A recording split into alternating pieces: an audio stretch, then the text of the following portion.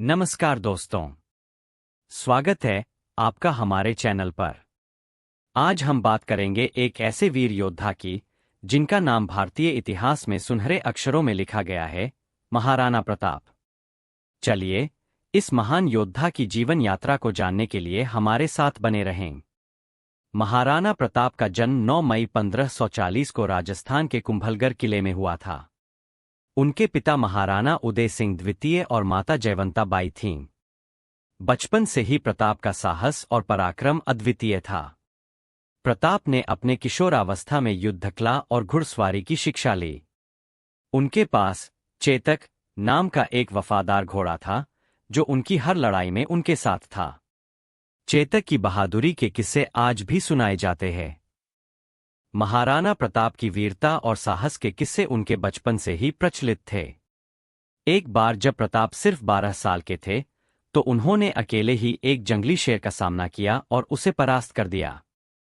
इस घटना ने उनके परिवार और प्रजा को यह विश्वास दिलाया कि प्रताप असाधारण योद्धा बनने वाले हैं।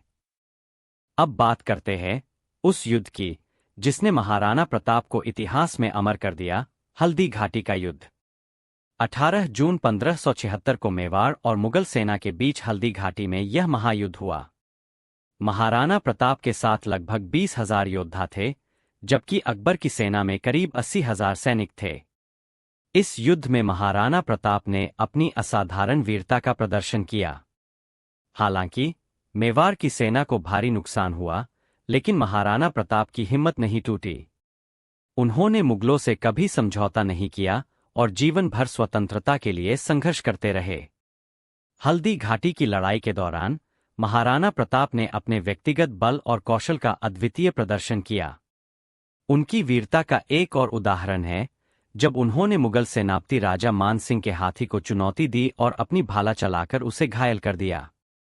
इस घटना ने मुगल सेना में भय का संचार कर दिया और महाराणा प्रताप की वीरता की गाथा पूरे भारत में फैल गई। क्या आप जानते हैं, अकबर ने कई बार महाराणा प्रताप को मित्रता का प्रस्ताव भेजा, लेकिन प्रताप ने हमेशा इसे ठुकरा दिया। वे किसी भी कीमत पर अपनी मातृभूमि को मुगलों के अधीन नहीं होने देना चाहते थे। एक बार अकबर ने एक दूत भेजा जिसने प्रताप को संदेश दिया कि अगर वे अकबर की अधीनता स्वीकार कर लें, तो उन्हें राजपूताना का सबसे बड़ा राजा बना दिया जाएगा। लेकिन प्रताप ने गर्व और आत्मसम्मान के साथ इस प्रस्ताव को अस्वीकार कर दिया। महाराणा प्रताप का जीवन संघर्षों से भरा था। उन्होंने अपनी पूरी जिंदगी जंगलों और पहाड़ियों में बिताई, लेकिन कभी हार नहीं मानी। एक समय ऐसा भी आया जब उन्हें और उनके परिवार को घास की रोटियां खाकर गुजारा करना पड़ा। लेकिन प्रताप ने अपने आदर्शों और संकल्प को कभी नहीं छोड़ा। उनके संघर्ष और संकल्प ने उन्हें एक महान योद्धा बना दिया। 19 जनवरी 1597 को 56 वर्ष की आयु में महाराणा प्रताप का देहांत हो गया।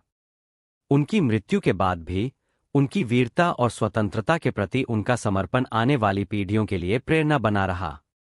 उनकी मृत्यु से पहले उन्होंने अपने बेटे अमर सिंह को यह सिखाया कि स्वतंत्रता और स्वाभिमान से बढ़कर कुछ नहीं है।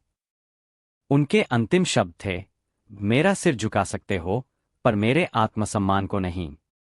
दोस्तों, यह थी महाराणा प्रताप की गाथा।